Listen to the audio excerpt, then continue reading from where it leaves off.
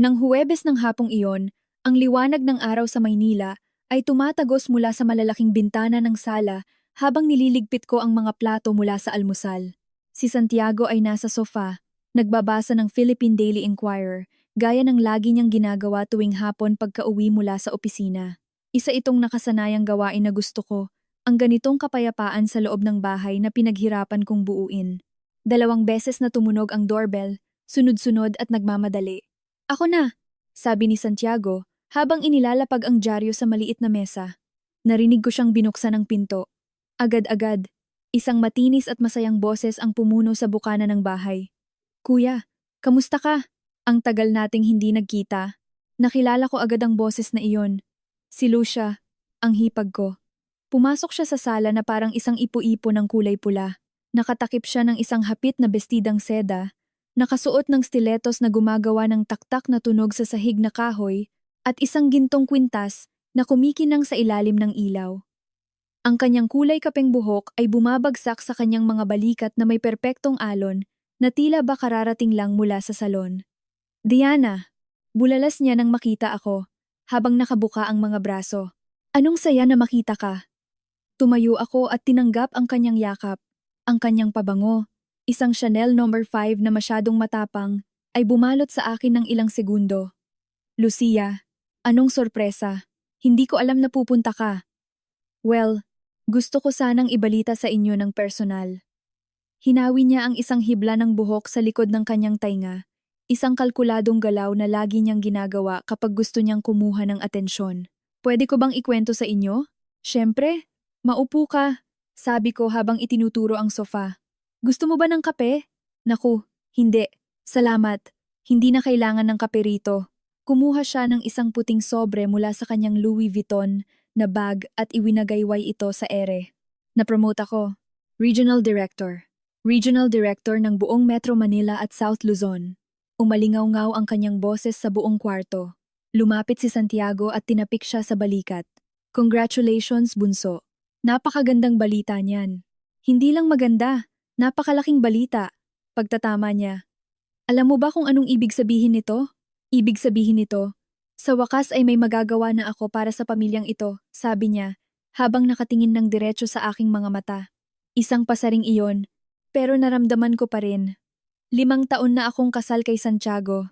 5 taon kung saan hindi pinalampas ni Lucia ang pagkakataon na ipaalala sa akin na ako ay isang dayuhan, isang babaeng galing sa probinsya, mula sa isang maliit na bayan sa Samar na hindi man lang nakikita sa mapa. Para sa kanya, hindi ako kailanman magiging sapat para sa kanyang kapatid, para sa kanilang apelyido, para sa kanilang sirkulo sa lipunan. "Congratulations, Lucia," sabi ko habang pinapanatili ang aking ngiti. "Pinaghirapan mo yan." "Siyempre naman pinaghirapan ko to," sagot niya habang nakataas ang isang kilay. "Nagtrabaho ako ng husto para makarating dito. 12 oras araw-araw, kahit weekends. Puro sakripisyo, walang nagbigay nito sa akin ng libre." Tumikhim si Santiago. "Well, nagtrabaho rin naman kami ng husto, alam mo ba?" "Siyempre, siyempre." Hindi ko naman sinabing hindi. Ikinampay ni Lucia ang kanyang kamay na tila binabalewala iyon. "Pero ngayon, kayo naman ang mag-enjoy, dahil nagdesisyon akong i-celebrate ito ng bongga." Muli niyang inilabas ang puting sobre at binuksan ito ng dahan-dahan. Sa loob ay may isang gintong card na may nakaumbok na mga letra. "Nag-book ako ng dinner sa Parola ng Dagat para sa buong pamilya ngayong Sabado." Ang Parola ng Dagat, alam ko ito sa pangalan, gaya ng lahat ng tao sa Maynila. Ito ay isa sa mga pinaka-eksklusibong seafood restaurant sa syudad na matatagpuan sa mismong puso ng BGC. Sinasabing ang mga seafood doon ay inililipad pa araw-araw mula Palawan at Roxas City, na mayroon silang Michelin star na chef, at ang presyo ng isang hapunan ay maaaring humigit pa sa buwanang sweldo ng isang ordinaryong manggagawa. "Buong pamilya?" tanong ni Santiago. "Kasama si Mommy syempre, at sina Tito Javier at Tita Maria, at lahat ng mga pinsan." Ngumiti ng malapad si Lucia. "Ngayong gabi," sagot ko, "ito ang regalo ko para sa pamilya." Binigkas niya ang mga salitang iyon nang may sinadyang kabagalan, dinadama ang bawat pantig. "Ngayong gabi," sagot ko. Na tila ba gusto niyang siguraduhin na marinig itong mabuti ng lahat. "Napakabait mo naman," sabi ko. Well, tutal, regional director na ako ngayon. Kaya ko na itong bayaran. Nagkibit balikat siya. Pero ang kanyang mga mata ay kumikinang sa pagmamalaki. Isa pa, kailangang magkaisa ng pamilya. Hindi ba, Diana? Siyempre. At pupunta ka, di ba? Tanong niya sa tonong parang naghahamon kaysa nag-iimbita. Huwag mong sabihing may iba kang plano. Wala. Wala akong ibang plano. Pupunta kami. Perfect. Tumayo siya at inayos ang kanyang bestida. Kung ganoon, magkita-kita tayo sa Sabado ng 8:00. Huwag kayong may late, nagpa-reserve ako ng special na mesa. Nang umalis siya, bumalot ang katahimikan sa sala. Nakatingin pa rin si Santiago sa pinto. Nakakunot ang noo. Okay ka lang ba? Tanong ko sa kanya. Oo. Kaya lang, napasabunot siya sa kanyang buhok. Hindi ko alam kung magandang ideya ito. Ang alin? Ang dinner? Ang kapatid ko. Alam mo naman kung anong ugali niya. Palagi siyang may gustong patunayan. Kung gusto niyang magpatunay, hayaan mo siya. Kung gusto niyang magbayad, hayaan siyang magbayad. Hindi yon, buntong hininga ni Santiago. Hindi siya gumagawa ng kahit ano dahil lang sa kabutihan. Palaging may nakatagong motibo. Baka naman gusto lang talaga niyang i-celebrate ang promotion niya. Siguro, pero hindi ka panipaniwala ang kanyang tono. Nang gabing iyon, habang naghahanda ng hapunan, hindi ko maiwasang isipin ang inasal ni Lucia. Mayroon sa kanyang mga tingin. Sa paraan ng kanyang pagbigkas ng ngayong gabi, sagot ko, na nagpapabaha sa akin. 5 taon ko nang kilala si Lucia.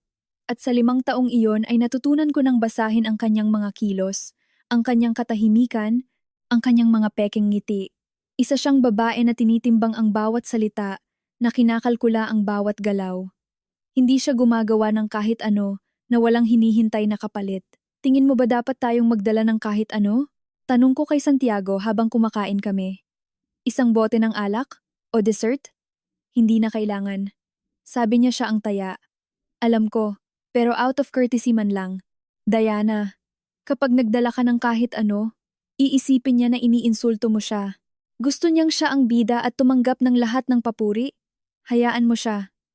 Tumango ako, bagamat hindi ako sang-ayon sa kanyang opinyon. Dumating ang Sabado nang mas mabilis kaysa inaasahan ko.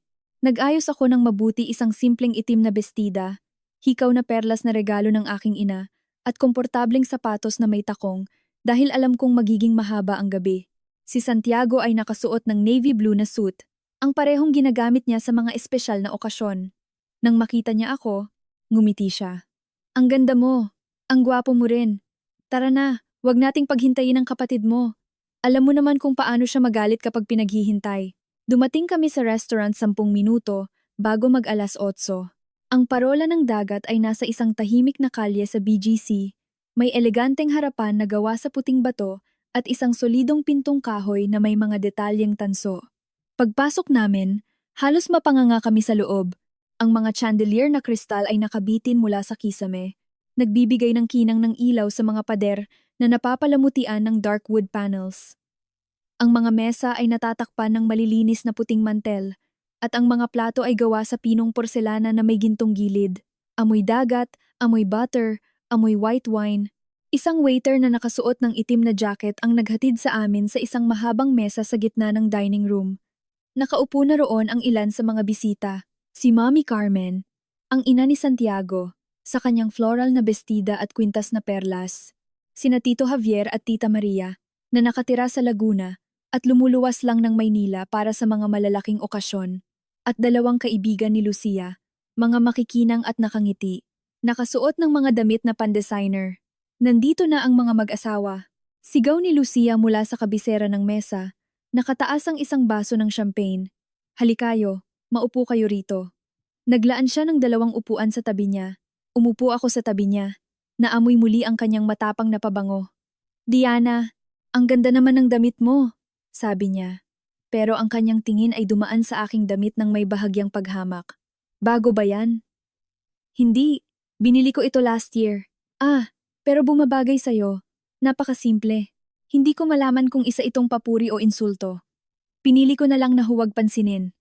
Naka-order ka na ba? Tanong ni Santiago nang maupo sa kabilang tabi. Nag-order na ako ng champagne para panimula. At kinausap ko na ang chef para ipaghanda tayo ng isang special menu. Gumawa ng malawak na kumpas ng kamay si Lucia. Ang pinakamaganda ang hiningi ko. Siyempre, para i-celebrate ang promotion ko. Halatang nakangiti nang may pagmamalaki si Mommy Carmen. Ay, anak ko, napakagalante mo talaga. Regional Director, sino ba namang mag-aakala? Siguradong napaka-proud ng papa mo. Alam ni papa na mararating ko ito, sabi ni Lucia. At sa isang sandali ay lumambot ang kanyang boses. Lagi niyang sinasabi sa akin, Lucia, mas higit ka pa sa kanilang lahat na pinagsama-sama. At tama siya. Sabat ng isa sa kanyang mga kaibigan, isang babaeng nagngangalang Marta. Lagi naming alam na magtatagumpay ka. Dumating ang waiter na may dalang isang bote ng Moet, Chandon Imperial Champagne at sinalinan ang mga baso ng may perpektong presisyon. Isang tagay, sabi ni Lucia, itinataas ang kanyang baso. Para sa aking promotion, para sa pamilya, at para sa mas marami pang tagumpay. Cheers! Sagot ng lahat, uminom ako ng kaunti. Ang champagne ay malamig at bumubula, pero hindi ko maiwasang isipin kung magkano ang halaga ng boteng iyon. Nagsimula ang hapunan. Planado ni Lucia ang bawat detalye hanggang sa kaliit-liitan. Unang dumating ang mga sariwang talaba na nakapatong sa kama ng dinurog na yelo, may kasamang kalamansi at shallot vinaigrette. Pagkatapos ay isang bandehado ng hamon Iberico de Belota na hiniwa ng maninipis, may matapang na kulay pula na nangangako ng walang katapat na lasa. Ang hamon na ito ay galing pa ng Espanya. Paliwanag ni Lucia. Ang pinakamaganda sa mundo. 10,000 piso ang 1 kilo. 10,000 piso, bulalas ni Tita Maria.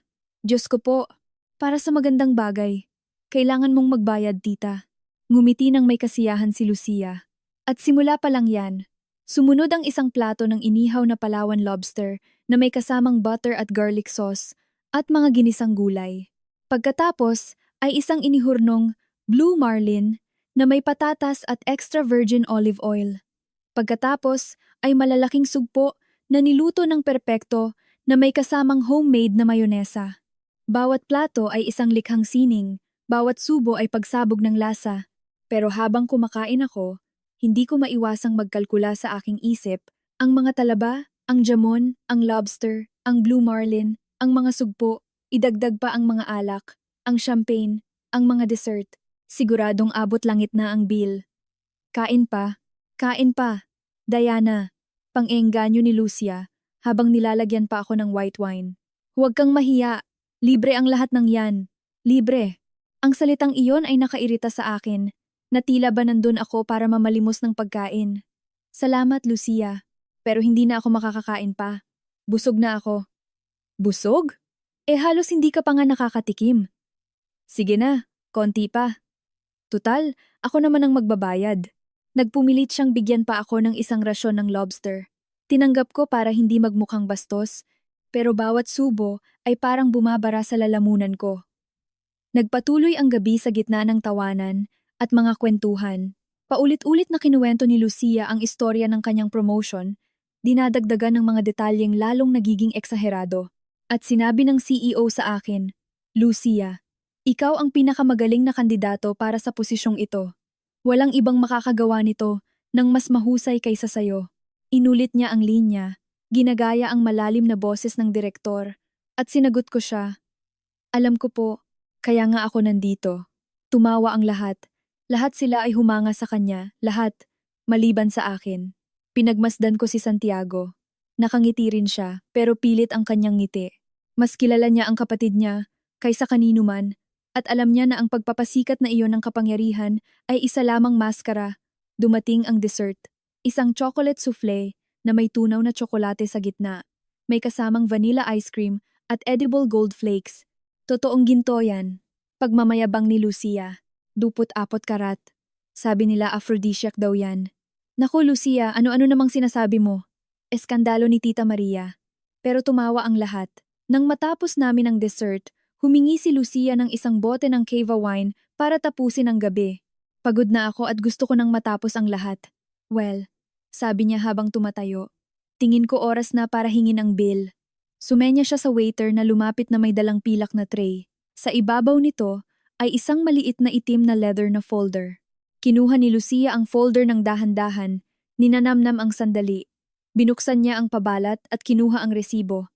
Tiningnan niya ang numero. Nanigas ang kanyang ngiti. Sa loob ng ilang segundo, wala siyang sinabi. Ang kanyang mga mata ay pabalik-balik sa papel, 1, 2, 3 beses, bahagyang nanginig ang kanyang mga daliri. Lucia? Tanong ni Mommy Carmen. May problema ba? Wala. Wala. Kaya lang. Lumunok siya ng laway. Kaya lang, yung bill. BE. Nakita ko kung paano namutla ang kanyang mukha. Nakita ko kung paano naghanap ng lusot ang kanyang mga mata. Isang palusot, isang himala. At doon nangyari. Itinulak niya ang sobre papunta sa akin patawid ng mesa at nagbigay ng isang tensyonadong ngiti. Diana, bakit hindi ikaw muna ang magbayad ngayon? Sa susunod, ako naman ang taya. Bumagsak ang katahimikan na parang isang makapal na kumot sa mesa. Walang kumilos, palipat-lipat ang tingin nila sa amin ni Lucia. Nakunot ang noo ni Mommy Carmen. Nag-igting ang panga ni Santiago. Nagpalitan ng naguguluhang tingin sina Tito Javier at Tita Maria. Tinitigan ko si Lucia sa mga mata. Nakita ko ang takot sa kanyang mga mata, ang panic, ang desperasyon. Pero nakita ko rin ang pagka-arogante, ang kayabangan, ang pangangailangan na panatilihin ang imahe. Kinuha ko ang folder ng kalmado. Tiningnan ko ang numero, 500,000 piso, 500,000 piso. Inangat ko ang aking paningin at tinawag ang waiter gamit ang isang kumpas. Excuse me, sabi ko sa malinaw at matatag na boses. Pwede mo bang tawagin ang manager? Kumurap si Lucia nang may pagkalito. Ang manager? Para saan? Binaliwala ko ang kanya. Tumango ang waiter at umalis. Pagkaraan ng 1 minuto, isang matangkad na lalaking may uban at perpektong suit ang lumapit sa aming mesa. Good evening, ma'am. Ako po ang manager. May problema po ba? Ngumiti ako, at sa ngiting iyon ay inilagay ko ang lahat ng kalmado sa mundo. Opo, Mr. Manager. Ganito po iyon. Ang hipag ko, si Miss Lucia, ay inimbita kaming lahat na maghapunan ngayong gabi para i-celebrate ang kanyang promotion, pero lumalabas na ngayon na sinasabi niyang hindi niya kayang magbayad. Huminto ako, dinadama ang bawat salita, kaya gusto ko sanang itanong. Ano po ba ang karaniwang ginagawa ng restaurant sa mga ganitong sitwasyon? Tumatawag po ba kayo ng pulis? O mas gusto ninyong magkaroon ng kasunduan? Ang sumunod na katahimikan ay napakabigat na tila ba pwede itong hiwain ng kutsilyo. Ibinuka ni Lucia ang kanyang bibig, pero walang lumabas na tunog. Napahawak si Mommy Carmen sa kanyang dibdib. Tiningnan ako ni Santiago na may halong gulat at paghanga. At ang manager, habang pinapanatili ang kanyang profesional na tindig, ay sumagot, Ma'am, hayaan niyo pong i-review ko ang sitwasyon, pero alam kong tapos na ang sitwasyon. Mula sa sandaling iyon, walang babalik sa dati. Nanatiling hindi gumagalaw ang manager, mag-cruise ang mga kamay sa ibabaw ng kanyang tiyan. Pinapanatili ang profesionalismong iyon na tanging taon ng karanasan lang ang makakapagbigay. Ang kanyang kulay-abong mga mata ay inikot ang mesa, sinusuri ang sitwasyon tulad ng isang siruhano. Ma'am, sabi niya habang nakatingin sa akin na may kaunting pagyuko.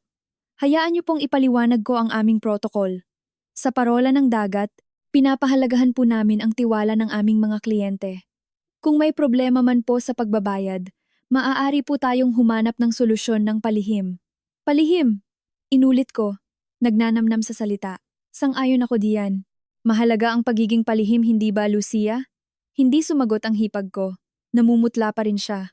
Ang kanyang mga daliri ay nakakapit sa gilid ng mesa na tila kailangan niya ng makakapitan para hindi siya matumba. Tuluyang nabura ang kanyang ngiti, napalitan ng isang ekspresyon ng panik na hindi niya maitago. Tingnan niyo po, Mr. Manager, patuloy ko. Tingin ko may hindi lang pagkakaunawaan. Nangako ang hipag ko na i-treat kami ngayong gabi. Isa itong galanteng gawain, isang regalo para sa kanyang promotion sa trabaho. Pero ngayon, nang makita ang bill, mukhang nagbago ang isip niya. Hindi nagbago ang isip ko, putol ni Lucia, matinis ang boses.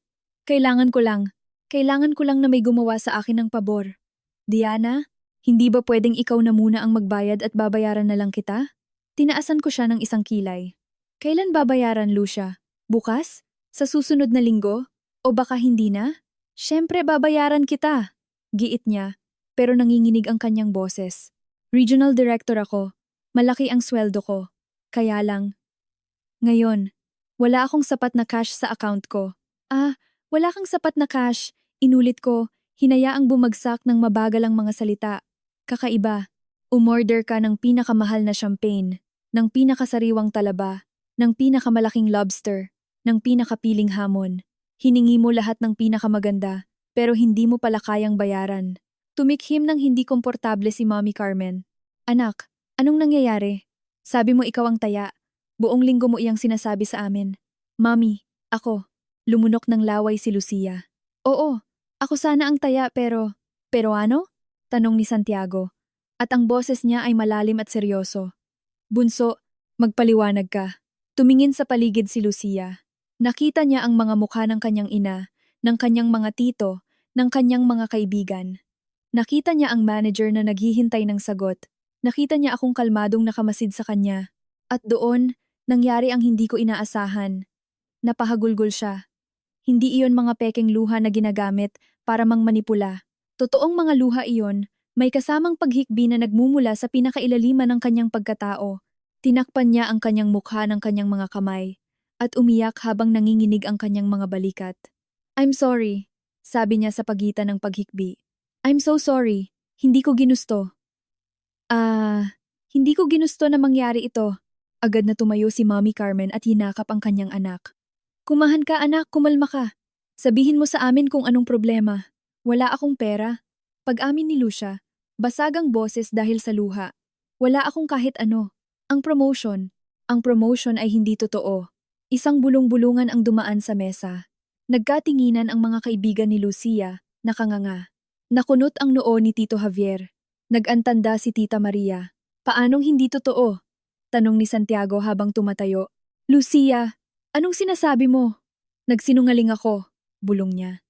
Nagsinungaling ako, sa lahat ng bagay. Hindi ako na-promote, natanggal ako sa trabaho. Ang epekto ng mga salitang iyon ay parang bomba. Sa loob ng ilang segundo, walang nakapagsalita. Humaba ang katahimikan mabigat, hindi komportable. Napaatras ng isang hakbang si Mommy Carmen, pasuray-suray. Natanggal? Pero, paano?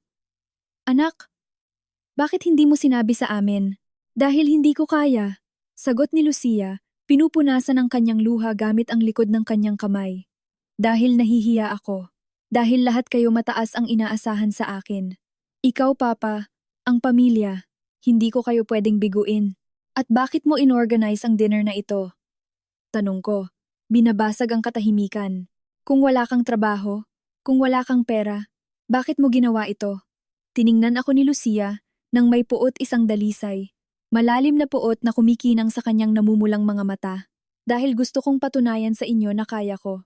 Na kaya kong maging perpektong anak, perpektong kapatid, perpektong babae. Nabasag ang kanyang boses. Pero hindi ko kaya. Wala akong makayanan. Tumikhim ang manager. Hindi komportable. Excuse me po. Pasensya na sa pambabala-bala. Pero kailangan po nating ayusin ang issue sa pagbabayad. Ako na ang magbabayad, sabi ni Santiago habang kinukuha ang kanyang wallet. Hindi, pinigilan ko siya. Inilalagay ang aking kamay sa kanyang braso. Hindi ikaw ang magbabayad. Diana, hindi natin pwedeng iwanan ito ng ganito. Sinabi kong hindi ikaw ang magbabayad. Ang tono ko ay matatag at hindi pwedeng makipagtawaran. Ang dinner na ito ay inorganize ni Lucia. Nangako siyang magbabayad. Siya ang magbabayad. Pero paano? Reklamo ni Lucia. Kakasabi ko lang sa'yo na wala akong pera. May relo ka, di ba? Sabi ko. Itinuturo ang kanyang pulso. Isang Rolex Datejust Limited Edition. Nagkakahalaga ng 700,000 piso kung hindi ako nagkakamali. Natahimik si Lucia. Tiningnan niya ang kanyang relo. Ang parehong relo na ipinagmalaki niya buong gabi. Ang parehong relo na ginamit niya para mapabilib ang iba. Paano mo nalaman? Mahilig ako sa relo, sagot ko habang nagkikibit balikat. Alam kong makakilala ng maganda kapag nakakita ako. Sumingit ang manager ng may propesyonal na boses. Ma'am, kung gusto niyo po, pwede naming tanggapin ang relo bilang garantiya. Bibigyan po namin kayo ng resibo at pwede niyo itong tubusin kapag nakapagbayad na kayo. Nag-alangan si Lucia. Hinaplos ng kanyang mga daliri ang malamig na metal ng Rolex, ang simbolo ng kanyang estado, ng kanyang tagumpay, ng lahat ng itinayo niya sa ibabaw ng kasinungalingan. Hindi, sabi niya sa huli, nanginginig ang boses. Hindi pwede. Regalo ito sa akin ni Papa bago siya namatay. Humakbang paharap si Mommy Carmen. Kung ganoon, ako ang magbabayad, sabi niya sa matatag na boses. Hindi ko hahayaang dumaan sa ganitong kahihiya ng anak ko. Mommy, wag! Reklamo ni Lucia. Tumahimik ka, putol ni Mommy Carmen. At ang tono niya ay sobrang higpit na kahit ako ay nagulat. Nagsinungaling ka. Niloko mo ang buong pamilya. At ngayon gusto mong iba ang magbayad sa mga pagkakamali mo. Hindi anak, hindi ngayon. Kumuha siya ng pitaka mula sa kanyang bag at naglabas ng credit card. Mr. Manager, tanggapin niyo po ang card na ito. I-charge niyo po ang kailangan. Mommy Carmen, singit ko, hindi niyo po kailangang gawin ito. Kailangan kong gawin ito. Tiningnan niya ako ng may halong pasasalamat at lungkot. Dahil kung hindi ko gagawin ito, hindi kailanman matututo ng leksyon ng anak ko. Kinuha ng manager ang card ng may paggalang. Babalik po ako agad, ma'am. Habang papalayo siya, nalugmok ang mesa sa isang hindi komportableng katahimikan.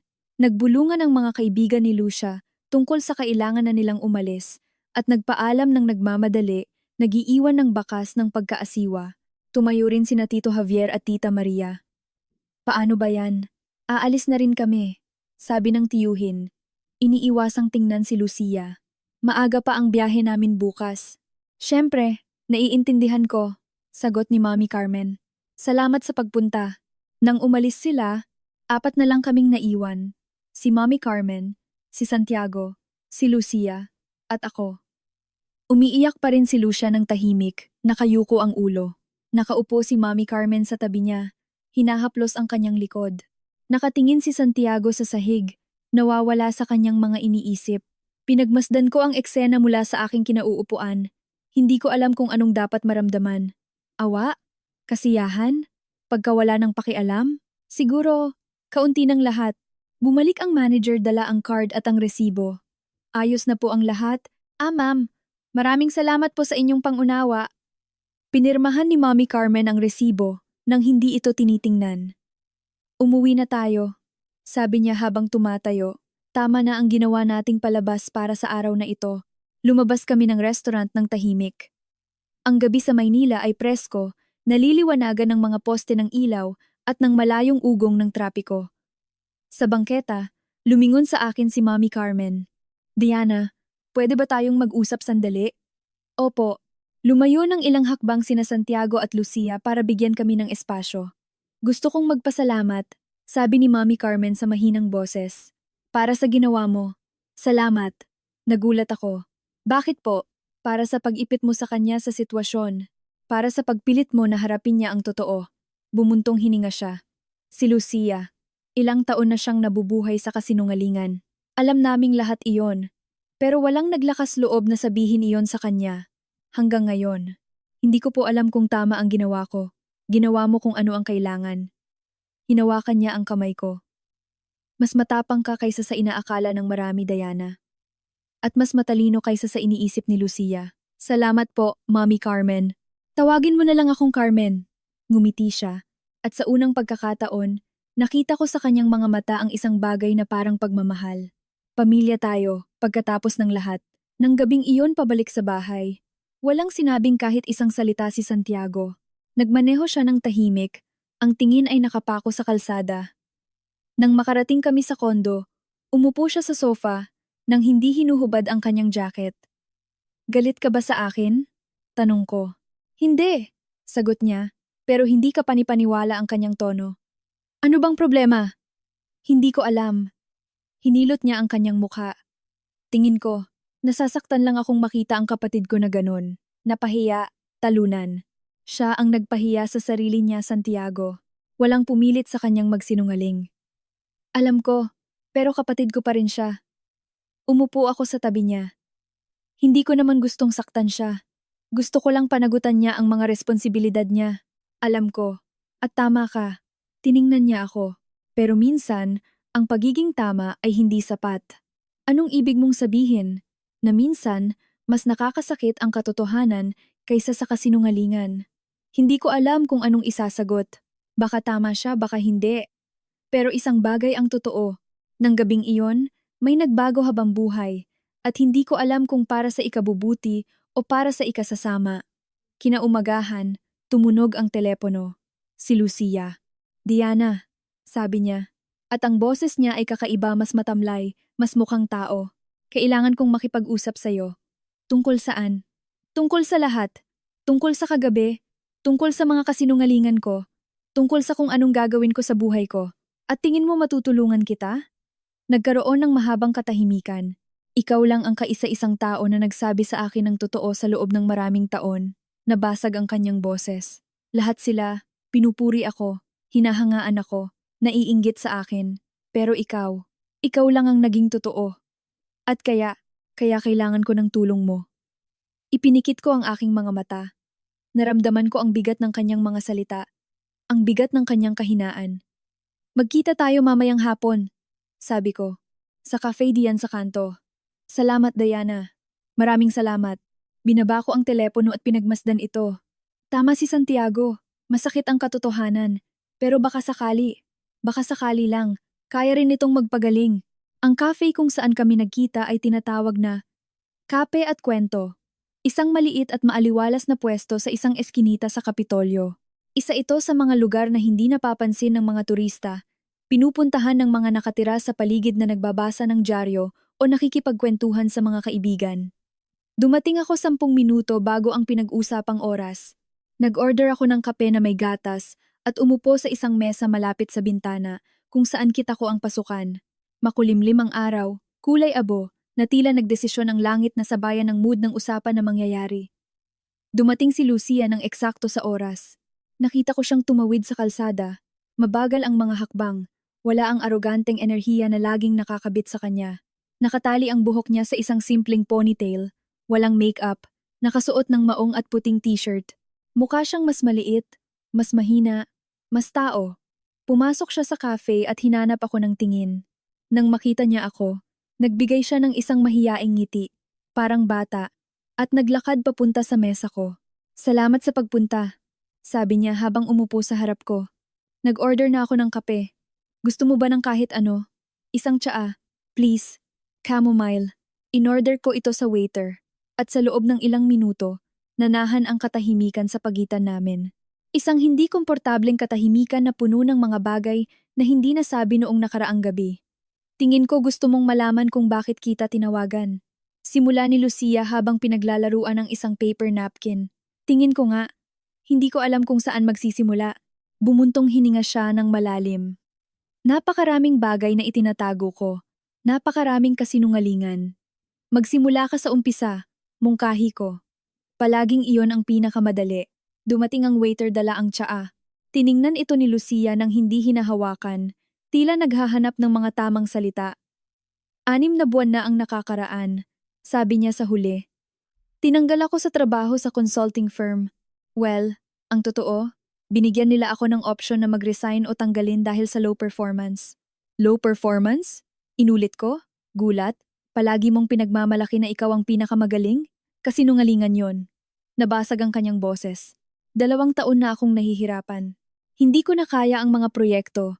Nagrereklamo ang mga kliyente. Kailangang pagtakpan ng mga katrabaho ko ang mga pagkakamali ko. Pero hindi ko maamin. Hindi ko kayang tanggapin na hindi ako kasing galing ng iniisip ng lahat. At anong ginawa mo? Nagsinungaling. Nagsinungaling sa lahat. Sa nanay ko, sa mga kaibigan ko, kay Santiago. Tiningnan niya ako. Sa'yo rin. Bakit? Bakit hindi ka humingi ng tulong? Dahil natatakot ako. Napuno ng luha ang kanyang mga mata. Takot akong biguin ng papa ko, na laging naniwalang magiging mahalagang tao ako.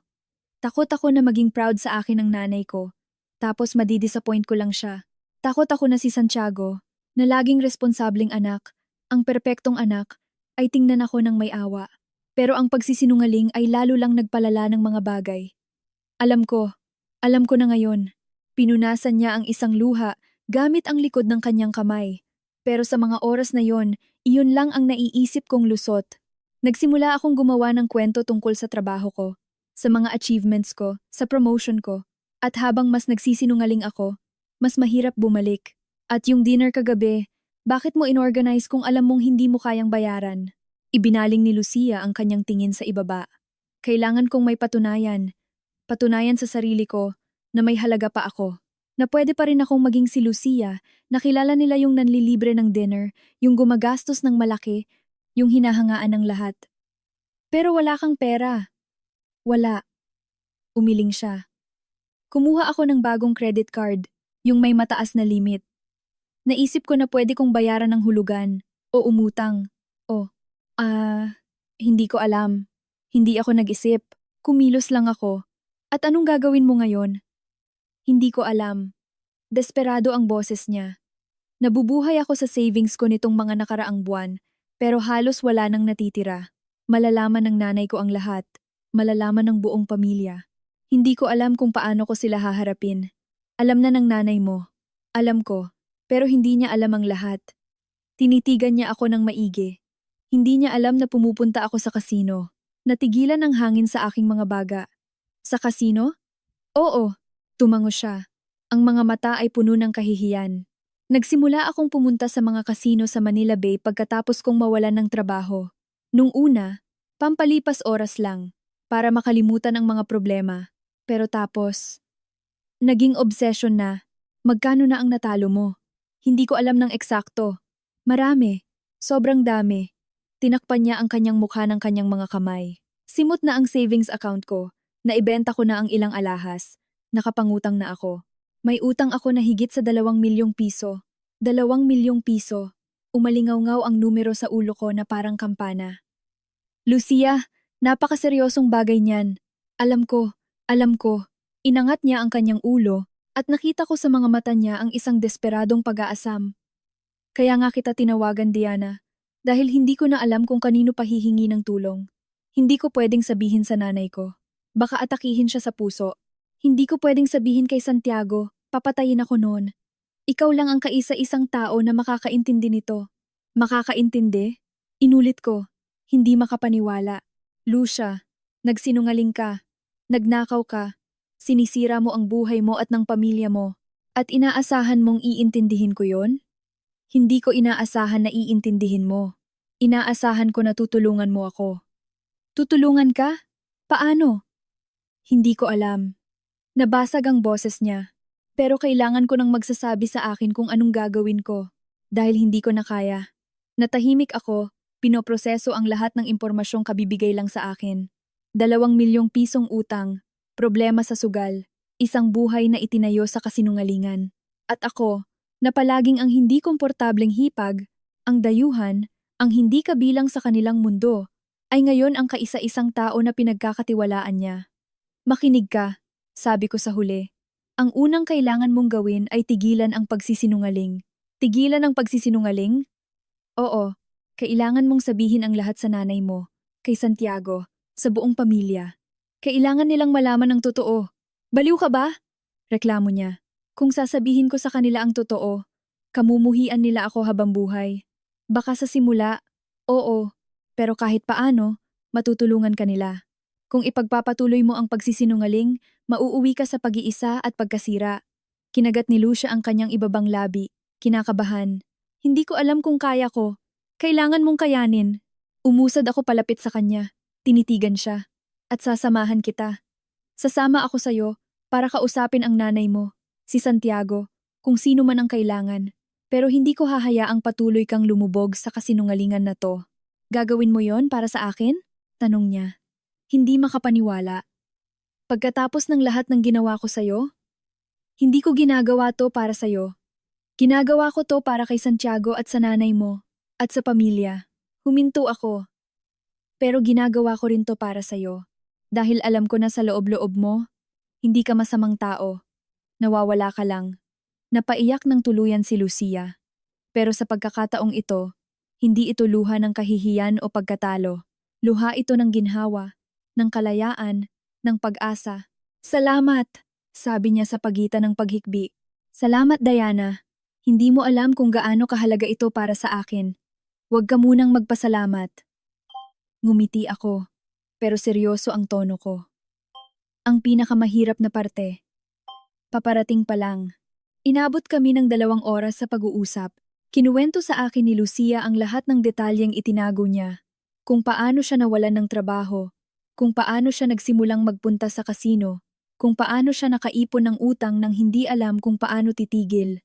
Kinuwento rin niya ang mga bagay na hindi ko alam, na bago mamatay ang papa niya, hiniling nitong alagaan niya si Santiago, na palagi siyang nakakaramdam ng napakalaking pressure para maging pinakamagaling, pinakamatalino, pinakamatagumpay, na sa kaibuturan ng kanyang puso, ang tanging gusto lang niya ay makaramdam na minamahal at tanggap siya.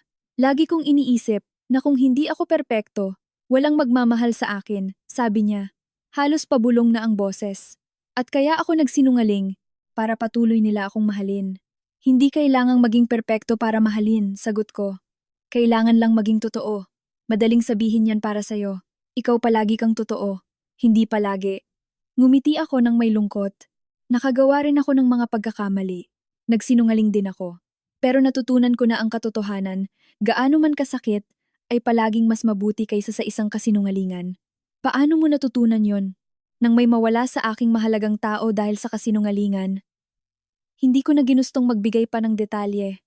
Pero ibang kwento na yon. Nang lumabas kami sa cafe, makulimlim pa rin ang langit. Pero hindi na ito mukhang nagbabanta. Kailan mo gustong kausapin natin ang nanay mo? Tanong ko. Sa lalong madaling panahon. Bukas, kung pwede ka. Sige. Bukas ng 11:00 sa bahay ng nanay mo. Nandoon ako. Tiningnan niya ako.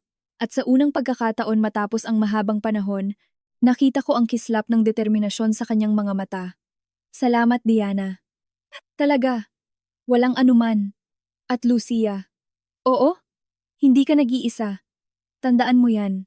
Tumango siya at naglakad palayo sa kalsada na may mas matatag na mga hakbang kaysa nang dumating siya. Naiwan ako ng ilang minuto sa pintuan ng cafe, pinapanood siyang mawala sa gitna ng mga tao. Ang malamig na hangin ng hapon ay dumampi sa aking mukha at nakaramdam ako ng halo-halong emosyon na hindi ko alam kung paano ipoproseso. Kinamuhian ko si Lucia ng maraming taon. Nakita ko siya bilang isang karibal, isang kaaway, isang banta sa kaligayahan ko. Pero ngayon, nang malaman ko ang kwento niya, nang makita ko ang kahinaan niya, may nagbago sa loob ko. Hindi ako nakaramdam ng awa para sa kanya. Nakaramdam ako ng pag-unawa at naramdaman ko rin ang responsibilidad na tulungan siyang makaahon sa hukay na pinasukan niya. Dahil sa huli, pamilya kami. At ang pamilya, kahit minsan ay nakakasakit, ay laging nandyan.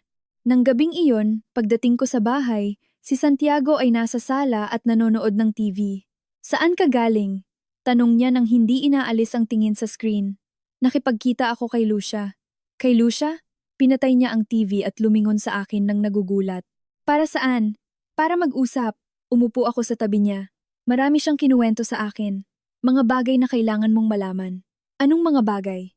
Na tinanggal siya sa trabaho 6 na buwan na ang nakakaraan. Na nagsinungaling siya tungkol sa trabaho niya. Na may mga utang siya. Maraming utang. Natulala si Santiago. Sa loob ng ilang segundo ay hindi siya nag-react. Pagkatapos ay dahan-dahan siyang umiling. Hindi pwede. Hindi gagawin ng kapatid ko yon. Ginawa niya. Hinawakan ko ang kanyang kamay at kailangan niya ng tulong. Totoong tulong. Anong klaseng tulong? Nagpupunta siya sa kasino. Santiago, may problema siya sa sugal. Sugal? Inulit niya. Hindi makapaniwala. Ang kapatid ko? Yung laging nagsasabi na ang kasino ay pagsasayang lang ng pera? Siya nga. Bumuntong hininga ako. Bukas, kakausapin natin ang nanay mo. Gustong ipagtapat ni Lucia ang lahat. At andun ka? Oo. Nangako akong sasamahan ko siya. Tinitigan ako ng matagal ni Santiago. Sa kanyang mga mata, nakita ko ang halong hindi paniniwala. Sakit, at pati na rin pasasalamat. Hindi ko alam ang sasabihin ko. Bulong niya. Hindi ko alam kung anong dapat maramdaman. Hindi mo kailangang magsabi ng kahit ano. Kailangan mo lang nandoon para sa kanya. Para sa kanya. Ngumiti siya ng mapakla. Pagkatapos ng lahat ng ginawa niya sa'yo, gusto mo siyang tulungan? Hindi ko ito ginagawa para sa kanya. Ginagawa ko ito para sa'yo at sa pamilya. Hinaplos ko ang kanyang pisngi. At dahil naniniwala ako na lahat ng tao ay nararapat magkaroon ng second chance. Niyakap ako ni Santiago. Isang mahaba at mainit na yakap, puno ng mga emosyon na hindi na kailangan ng mga salita. Mahal kita, bulong niya. Hindi mo alam kung gaano kita kamahal. Mahal din kita. At sa yakap na iyon, nalaman ko na kahit anong mangyari kinabukasan, magkasama kami rito. Bilang isang pamilya, bilang isang koponan, bilang kung ano dapat kami noon pa man. Kinaumagahan, nagising ako bago pa man tumunog ang alarm. Ang kulay abong liwanag ng bukang liwayway ay tumatagos sa mga siwang ng blinds at sa loob ng ilang segundo ay nakahiga lang ako sa kama, pinapakinggan ang tahimik na paghinga ni Santiago sa tabi ko. Hindi ako masyadong nakatulog. Buong gabi kong iniisip ang usapan namin kahapon. Iniisip kung paano ang magiging pagkikita namin ni Mommy Carmen. Anong sasabihin ni Lucia? Paano magre-react ang ina niya kapag nalaman ang buong katotohanan? Bumangon ako ng walang ingay, nagbihis, at nagtimpla ng kape. Nang magising si Santiago, handa na ako. Nakatiulog ka ba ng maayos? Tanong niya habang kinukusot ang kanyang mga mata. Ayos lang. Ikaw? Hindi. Hindi ko maiwasang isipin ang tungkol kay Lucia. Sasabihin na niya ang lahat kay Mami ngayong araw. Oo, bumuntong hininga siya. Hindi ko alam kung paano magre-react si Mommy. Palagi siyang mahigpit sa kanya. Minsan ang paghihigpit ay kailangan. Tingin mo dapat din ba akong sumama? Hindi. Umiling ako. Tingin ko mas mabuti kung gawin niya itong kaming dalawa lang ng nanay ninyo. Kung andun ka, mararamdaman niyang hinuhusgahan siya. Hinuhusgahan. Ngumiti siya ng may ironya. Ilang buwan siyang nagsinungaling. Nararapat lang siyang husgahan. Nararapat siyang tulungan. Ang panghuhusga, susunod na yon. Walang sinabi si Santiago, pero tumango siya. Alam niyang tama ako, kahit na nahihirapan siyang tanggapin ito. Umalis ako ng bahay ng 10:30. Makulimlim pa rin ang araw. May mabigat na kalangitang nagbabadya ng ulan. Nag-book ako ng Grab papunta sa bahay ni Mommy Carmen sa New Manila. Isa itong luma pero eleganteng bahay, kung saan nakatira ang nanay niya mula nang mabalo ito. Nag-doorbell ako, at si Lucia ang nagbukas. Pareho ang itsura niya kahapon. Walang make-up, nakatali ang buhok, simpleng damit, pero may kakaiba sa kanya. Isang katahimikan, isang kapanatagan, na tila nakagawa na siya ng mahalagang desisyon at handa nang harapin ang anumang mangyari. Pasok ka, sabi niya. Gumigilid para papasukin ako. Nandyan ba ang nanay mo? Nasa kusina. Naghahanda ng kape. Huminto siya. Sinabi ko na sa kanya na may importante tayong pag-uusapan. At anong sabi niya? Na inaasahan na niya ang usapang ito. Sumunod ako kay Lucia hanggang sa sala. Isang malawak na kwarto ito, pinalamutian ng mga klasikong muebles at mga litrato ng pamilya. Sa isa sa mga litrato, nakita ko sina Santiago at Lucia noong mga bata pa, nakangiti sa isang beach sa Boracay. Sa isa pa, ang kanilang ama, isang lalaking mukhang seryoso, pero may mabait na ngiti. Lumabas si Mommy Carmen mula sa kusina, na may dalang tray ng kape. Nakasuot siya ng isang may printang bestida at ang kanyang buhok ay nakapusod. Nang makita niya ako, ngumiti siya, pero tensyonado ang kanyang ngiti. Diana, buti nakarating ka. Maupo ka. Salamat po, Mommy Carmen. Kaming tatlo ay naupo sa paligid ng mesa sa dining room. Sinalinan ni Mommy Carmen ang mga tasa nang may nanginginig na mga kamay. Sa loob ng ilang segundo, ang tanging tunog lang ay ang pagtama ng maliliit na kutsara sa mga tasa. Well, sabi sa huli ni Mommy Carmen habang nilalapag ang takure sa mesa. Tingin ko pumunta kayo rito para may sabihin sa akin. Lumunok ng laway si Lucia. Tiningnan niya ang kape na hindi hinahawakan, tila naghahanap ng mga tamang salita. Mommy, simula niya na may nanginginig na boses. May kailangan po akong sabihin sa inyo. Isang bagay na matagal ko na po sanang sinabi. Sabihin mo, anak, hindi po ako na-promote. Lumabas ang mga salita ng mabilisan, na tila ba natatakot siya na kung hihinto siya, hindi na siya makakapagpatuloy. Tinanggal po ako sa trabaho 6 na buwan na ang nakakaraan. Nagsisinungaling po ako buong panahong ito. Hindi gumalaw si Mommy Carmen. Nanatiling walang reaksyon ang kanyang mukha, parang alam na niya. Ipagpatuloy mo, sabi niya sa kalmadong boses. Hindi lang po yon. Ipinikit ni Lucia ang kanyang mga mata at nakita ko kung paano nagsimulang tumulo ang mga luha. Pumupunta po ako sa kasino. Naubos ko po ang lahat ng savings ko. May mga utang po ako. Maraming utang. Magkano? Tanong ni Mommy Carmen nang hindi nag-iiba ang boses.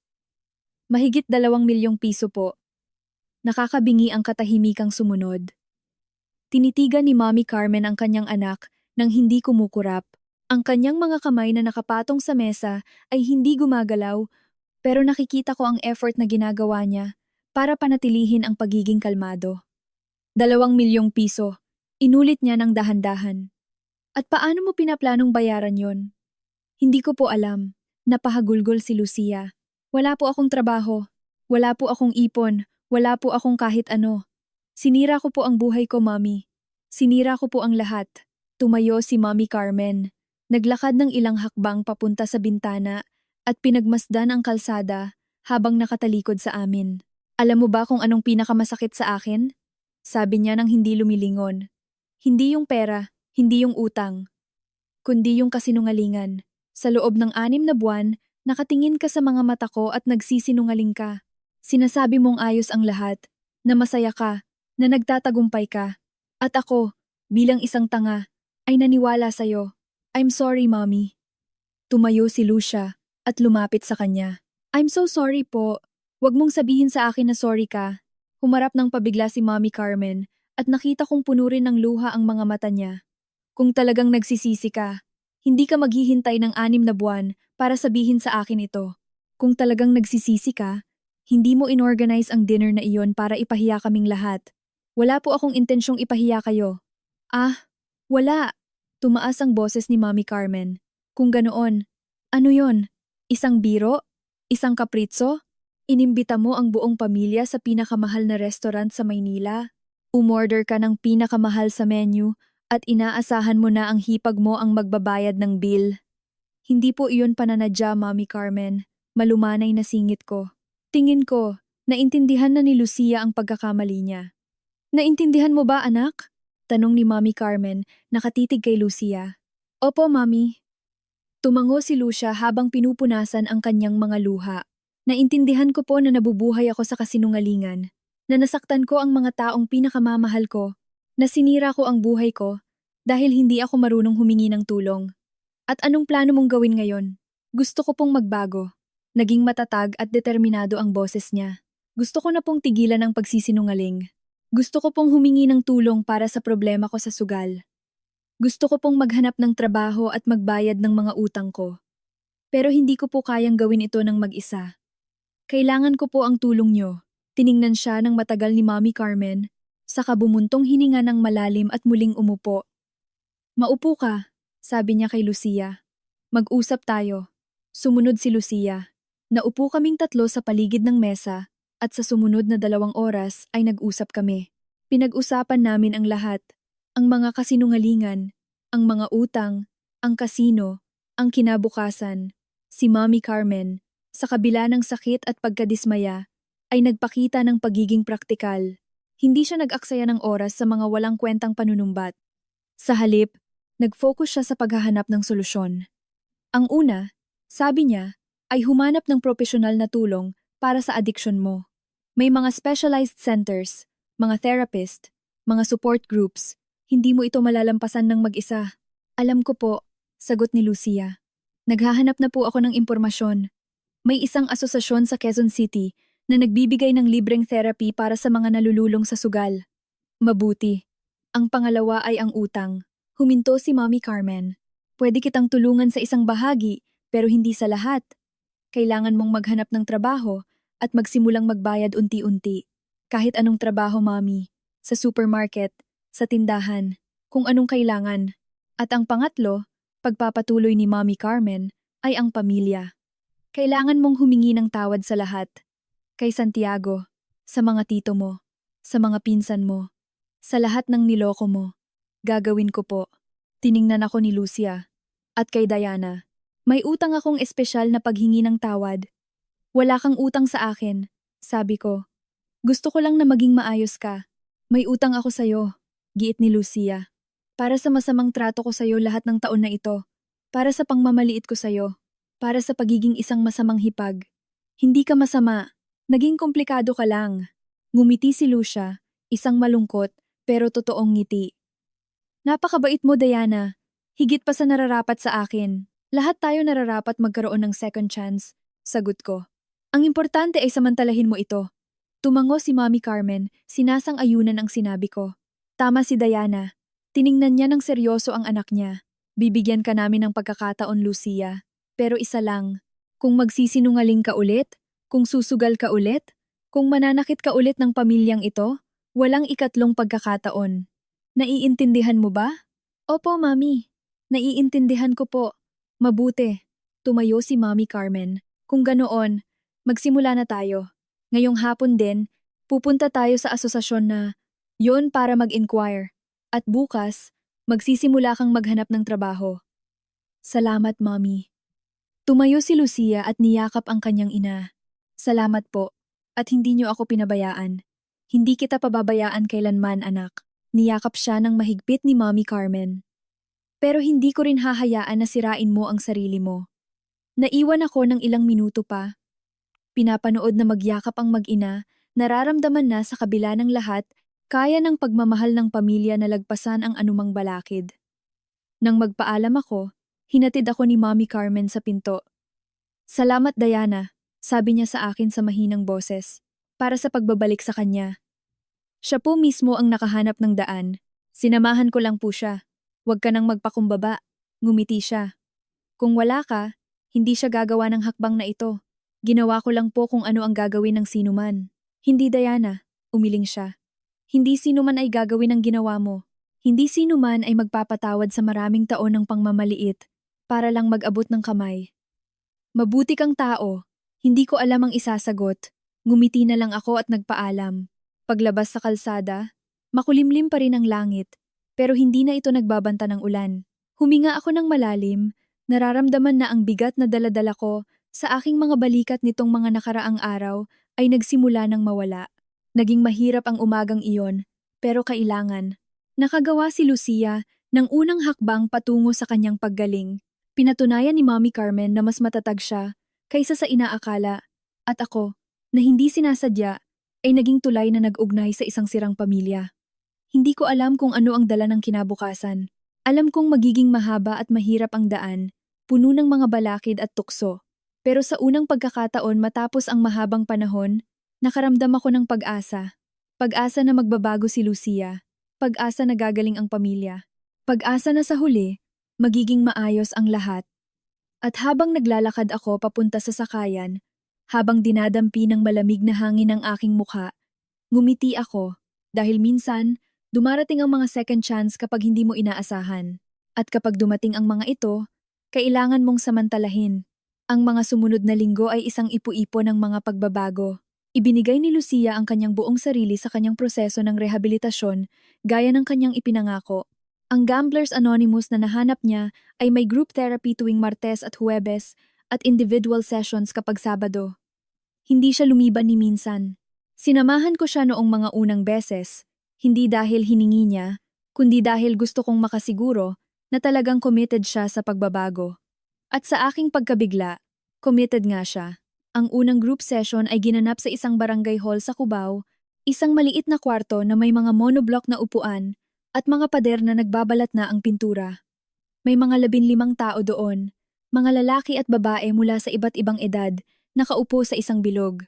Ang ilan ay may mukhang talunan ng isang taong sumadsad na sa ilalim.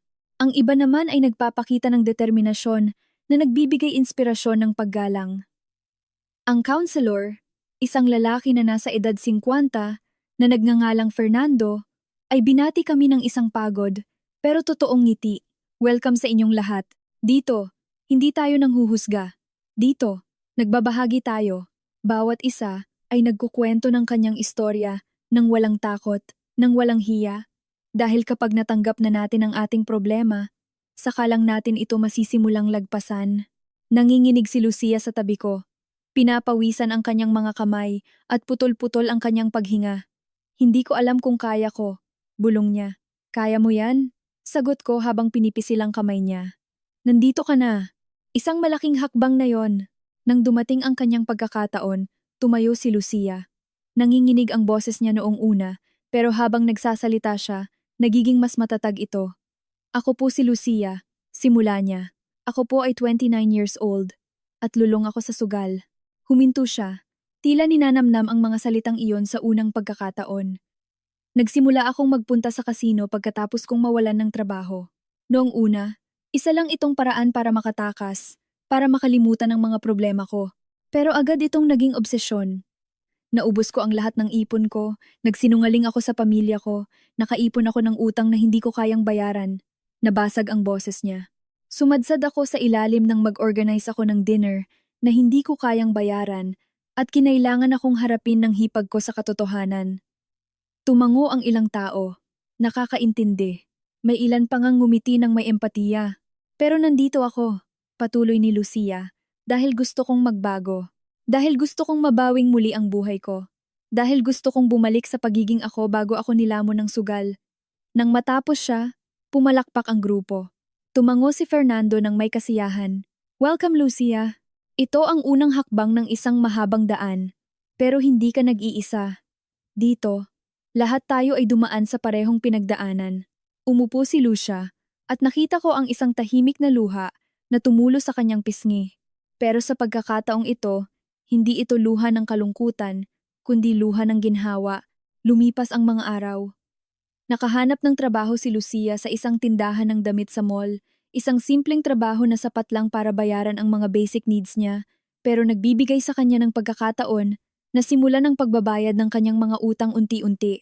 Si Mommy Carmen, gaya ng kanyang ipinangako, ay tinulungan siya sa isang bahagi ng pera, pero nilinaw nito na ang natitira ay kailangan niyang bayaran ng mag-isa. Hindi ko sosolusyonan ang buhay mo, sabi nito sa kanya. Tinutulungan kitang magsimula, pero ang daan, ikaw ang kailangang maglakad. Tinanggap ni Lucia ang mga kondisyon ng walang reklamo. Buwan-buwan, nang walang sablay, idinedeposito niya ang isang bahagi ng kanyang sweldo sa account na binuksan ng kanyang ina para bayaran ang utang. Isang maliit na hakbang, pero makabuluhan. Nagbago rin ang relasyon naming dalawa. Unti-unti, ibinaba ni Lucia ang mga pader na itinayo niya sa loob ng maraming taon. Nagsimula kaming magkita para magkape, para maglakad sa parke sa Quezon Memorial Circle, para pag-usapan ang mga simpleng bagay na hindi namin kailanman ibinahagi noon. Alam mo, sabi niya sa akin isang araw, habang naglalakad kami, lagi akong naiinggit sa'yo. Nainggit? Nagulat ako. Bakit? Dahil ikaw ang lahat ng gusto kong maging. Tiwala sa sarili, totoo, walang pangangailangan na magpanggap. Ngumiti siya ng mapakla. Ako. Lagi kong kailangang may patunayan. Ikaw. O, ikaw. Nagpapakatotoo ka lang. Hindi naman ako ganun ka-espesyal. Sagot ko. May mga insecurities din ako. Lahat tayo meron. Pero ikaw, hindi mo hinahayaang kontrolin ka ng mga yon. Natututunan yon. Tiningnan ko siya. At ikaw, natututo ka na. Tumango si Lucia. At sa isang sandali, naging komportable at natural ang katahimikan sa pagitan namin. Tingin mo ba, darating ang araw na magiging katulad mo ako? Tanong niya. Hindi ko gustong maging katulad kita. Gusto kong maging ikaw. Pero isang mas mabuting bersyon ng sarili mo. Parang linya yan sa isang self-help book ah. Baka nga. Tumawa ako. Pero totoo yan. Noong araw ng Noche Buena, nag-organize ng isang family dinner si Mommy Carmen sa bahay niya. Ito ang unang beses na nagkita-kita kaming lahat mula noong gabing iyon sa parola ng dagat at ramdam ang tensyon sa hangin. Dumating kami ni Santiago na may dalang isang bote ng wine at isang cake na binili ko sa panaderya sa kanto. Sinalubong kami ni Mommy Carmen ng isang halik at isang ngiti, pero nakita ko sa kanyang mga mata ang parehong kaba na nararamdaman ko. Nandito na si Lucia, sabi niya. Nasa kusina, tumutulong magluto ng hapunan. Pupuntahan ko siya para bumate. Sabi ko, iniiwan ang aking coat sa sabitan. Naabutan ko si Lucia sa harap ng kalan. Hinahalo ang isang sauce na may matinding focus. Nakasuot siya ng apron at ang buhok niya ay nakatali sa isang magulong bun. Mukha siyang kalmado. Payapa. Ang bango, sabi ko habang lumalapit. Special recipe ni Lola. Lengua estofado. Ngumiti siya. Sana hindi ko masira. Siguradong masarap yan. Habang tinatapos niya ang pagluluto, nagdatingan na ang ibang mga bisita. Nauna sina Tito Javier at Tita Maria. Sumunod ang mga pinsan at ang kanilang mga anak. Lahat sila ay may dalang potluck para sa hapunan. Ayon na rin sa tradisyon ng mga pamilyang Pilipino tuwing Pasko. Nang maupo kami sa mesa, Napansin ko na iniiwasan ng lahat na tingnan si Lucia. Nag-uusap sila tungkol sa mga ordinaryong bagay. Ang panahon, ang politika, ang mga regalo sa Pasko. Pero mayroong elepante sa loob ng kwarto na walang gustong pag-usapan. Si Lucia ang bumasag sa katahimikan. May gusto sana akong sabihin, sabi niya. Tumatayo habang hawak ang isang baso ng tubig. Bago tayo magsimulang kumain, natahimik ang lahat. Nagpalitan ng mga hindi komportableng tingin. Alam kong alam ninyong lahat kung anong nangyari. Alam kong nagsinungaling ako sa inyo, na dinisappoint ko kayo, na nasaktan ko kayo. Nanginginig ang kanyang boses, pero nagpatuloy siya. At alam ko na ang simpleng sorry ay hindi mabubura ang mga ginawa ko. Pero gusto kong sabihin sa inyo, sa harap ninyong lahat, na humihingi ako ng tawad, na nahihiya ako sa mga ginawa ko, at ginagawa ko ang lahat para maging mas mabuti. Huminto siya at nakita ko kung paano napuno ng luha ang kanyang mga mata. Hindi ko hinihingi na patawarin niyo ako. Ang hinihingi ko lang ay bigyan niyo ako ng pagkakataon na patunayan sa inyo na kaya kong magbago. Tumagal ang katahimikan ng ilang segundo na parang walang hanggan. Pagkatapos, tumayo si Tito Javier at inangat ang kanyang baso. Isang tagay para sa pamangkin ko, sabi niya sa paos na boses, dahil nagkaroon siya ng lakas ng loob na tanggapin ang kanyang pagkakamali. At dahil lahat tayo ay nararapat magkaroon ng second chance. Cheers! Sagot ng lahat. Ngumiti si Lucia, at nakita ko ang isang luha ng pasasalamat na tumulo sa kanyang pisngi. Lumipas ang hapunan sa gitna ng mga tawanan at kwentuhan. Unti-unti, nawala ang tensyon, napalitan ng isang init na matagal ko nang hindi naramdaman sa mga family reunions na iyon. Pagkatapos kumain, habang nililigpit namin ang mga plato, lumapit sa akin si Lucia. Salamat, sabi niya sa mahinang boses. Para sa lahat, hindi mo kailangang magpasalamat sa akin. Kailangan. Tiningnan niya ako sa mga mata. Kung wala ka, wala sana akong lakas ng loob na gawin ito. Ikaw ang gumawa ng mahirap na trabaho. Andun lang ako. Higit pa yan sa ginawa ng maraming tao para sa akin. Ngumiti ako, at sa unang pagkakataon mula nang makilala ko siya, naramdaman kong talagang nagkakaroon kami ng koneksyon. Merry Christmas, Lucia. Merry Christmas, Diana. At sa sandaling iyon, alam ko na kahit na mahaba pa ang daan, nasa tamang direksyon kami. Lumipas ang mga buwan, nagpatuloy si Lucia sa kanyang therapy. Binabayaran ang kanyang mga utang unti-unti. Binubuo muli ang kanyang buhay. Laryo bawat laryo. Nakakuha siya ng mas magandang trabaho sa isang opisina. At kahit hindi ganoon kalaki ang sweldo, nagbibigay ito sa kanya ng marangal na buhay. Bumuti rin ang relasyon niya sa pamilya. Si Mommy Carmen, na naging mahigpit sa kanya noong umpisa, ay lumambot ang trato nang makita ang totoong pagsisikap ng kanyang anak. Si Santiago, na nagpalipas ng ilang linggo na hindi siya kinikibo, ay nagsimulang imbitahan siyang maghapunan tuwing linggo. At ako, na hindi kailanman inisip na magkakaroon ng magandang relasyon sa aking hipag, ay nakadiskubre na mayroon pala akong kaibigan. Isang hapon habang nagkakape kami, tinanong ako ni Lucia ng isang hindi inaasahang tanong. Tingin mo kaya, mapapatawad ko balang araw ang sarili ko? Tiningnan ko siya, gulat sa katapatan ng kanyang tanong. Hindi mo pa ba ginagawa? Hindi, umiling siya. Minsan, nagigising ako sa gabi, at naiisip ko lahat ng sakit na dinulot ko, lahat ng kasinungalingan, ang mga utang, ang paraan ng pagtrato ko sa mga tao. At, kinamumuhian ko ang sarili ko, dahil doon. Normal lang yan, sabi ko. Bahagi yan ng proseso. Hanggang kailan ito tatagal? Hindi ko alam. Nagkibit balikat ako. Pero habang patuloy mong inaayos ang sarili mo, habang patuloy kang nagiging totoo, darating ang araw na titingin ka sa salamin at magugustuhan mo ang nakikita mo. Tingin mo? Alam ko. Ngumiti si Lucia, at sa ngiti niyang iyon, nakita ko ang isang kislap ng pag-asa. Sana tama ka. Lagi naman akong tama. Tumawa siya, isang magaan at malayang tawa. Grabe ka talaga, Diana. Totoo. Alam ko na yon. At habang ang araw sa hapon ay dumadampi sa aming mga mukha, naramdaman ko na pagkatapos ng lahat, ang buhay ay may kakaibang paraan ng pag-aayos ng mga bagay. Minsan, ang mga pinakamasamang karanasan ang nagdadala sa atin sa mga pinakamagandang lugar.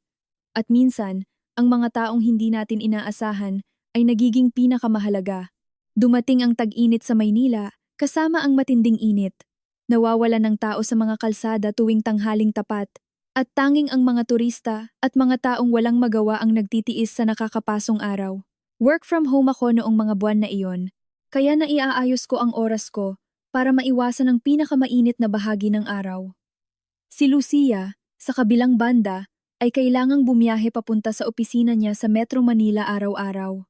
Ang bagong trabaho niya sa isang logistics company ay nag-oobliga sa kanyang pumasok ng 9 to 6 at kahit nagrereklamo siya sa init, hindi siya lumiliban sa pwesto niya. Marangal na trabaho to, sabi niya sa akin isang gabi habang naghahapunan kami. Hindi ako kumikita ng malaki. Pero akin to, pinaghirapan ko to. Iyan ang mahalaga. Oo, tumango siya, pero nakita ko ang isang anino sa mga mata niya. Kahit na minsan, ano, wala, umiling siya. Kalokohan lang. Hindi na ako nagpumilit.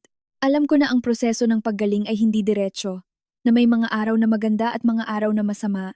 Pero nagtiwala ako na natutunan na ni Lucia kung paano kontrolin ang kanyang mga impulse. O iyon ang akala ko. Makalipas ang isang linggo, nakatanggap ako ng tawag mula kay Mommy Carmen.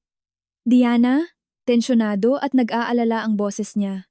Nakausap mo ba si Lucia nitong mga nakaraang araw? Opo.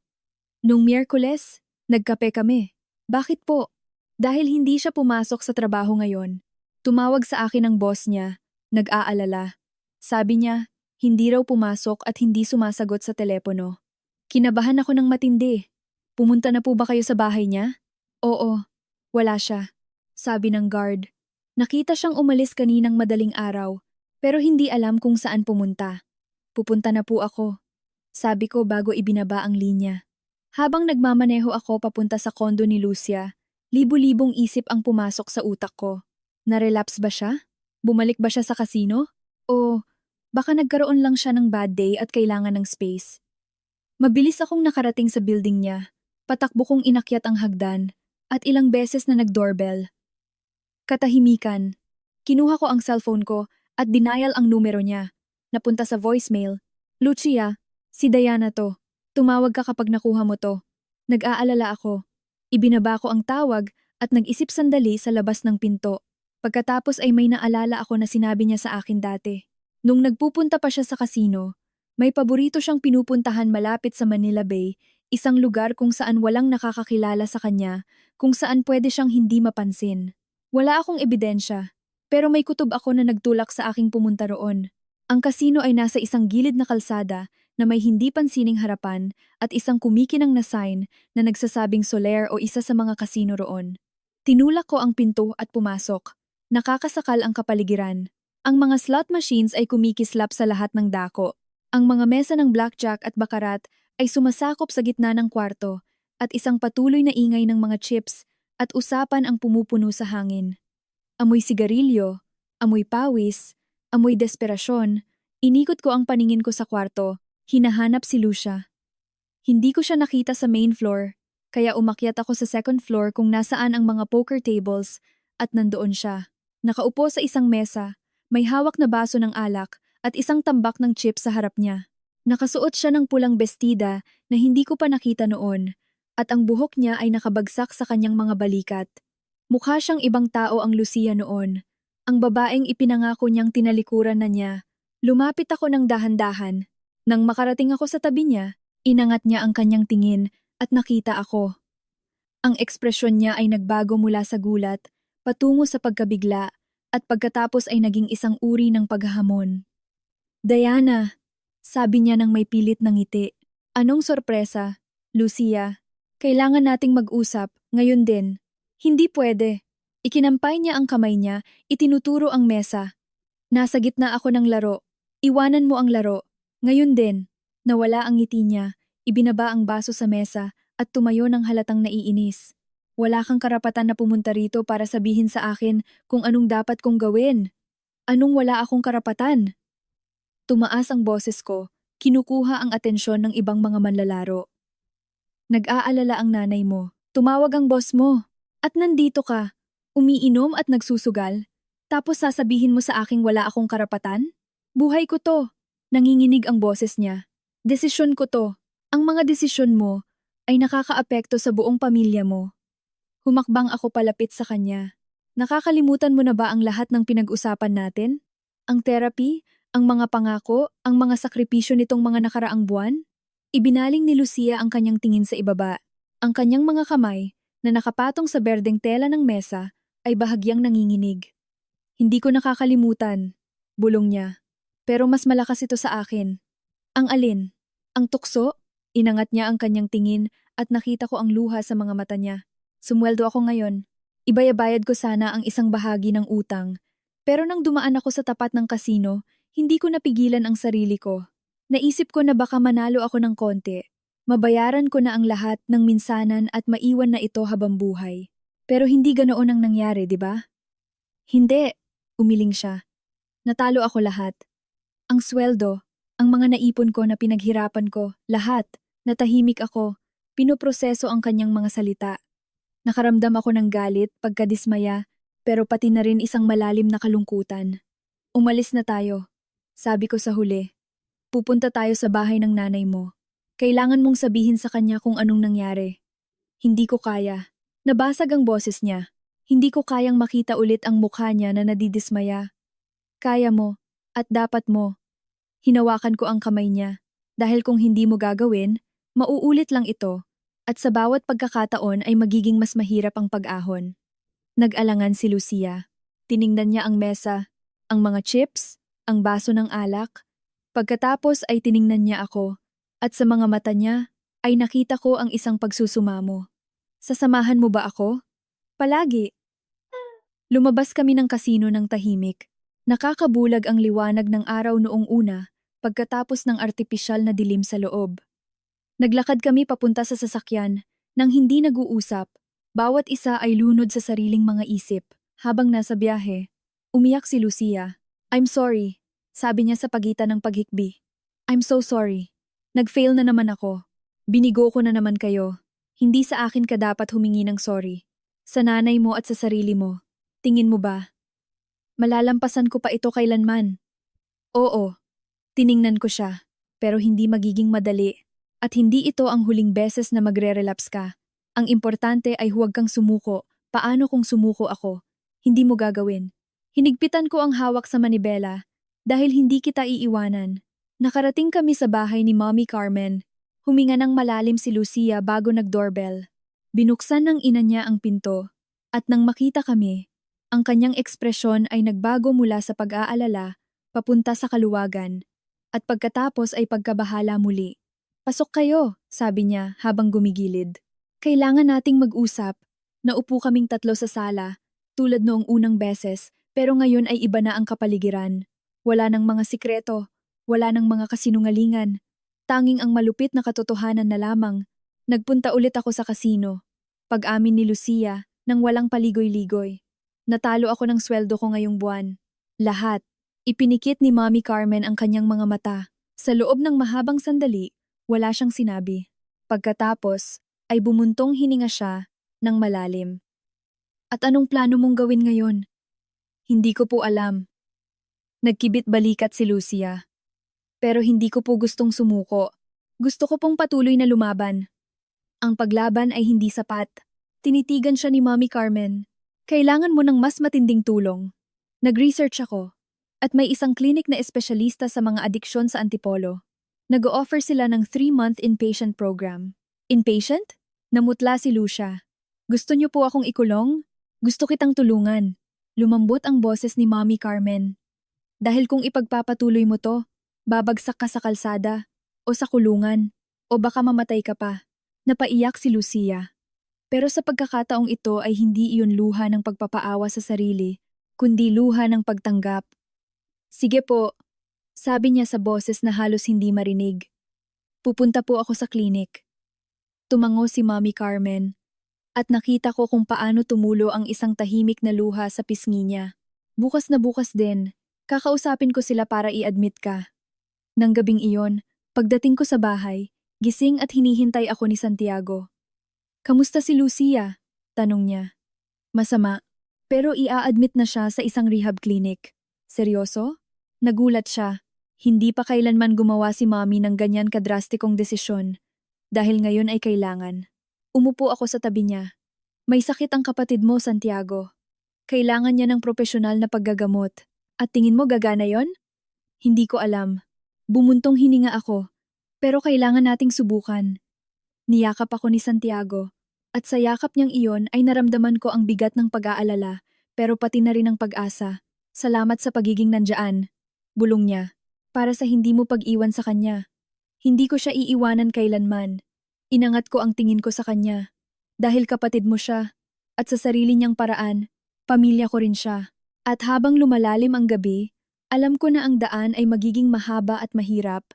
Pero alam ko rin na kahit anong mangyari, hindi kami mag-iisa. Ang rehab clinic ay tinatawag na Bagong Pag-asa at matatagpuan sa mga burol ng Antipolo Rizal, napapaligiran ng malalagong puno ng mangga at berdeng tanawin.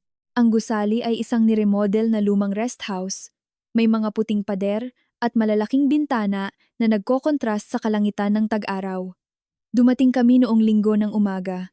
Si Mommy Carmen ang nagmamaneho, nasa tabi niya ako, at si Lucia ay nasa likod, tahimik na nakatingin sa labas ng bintana.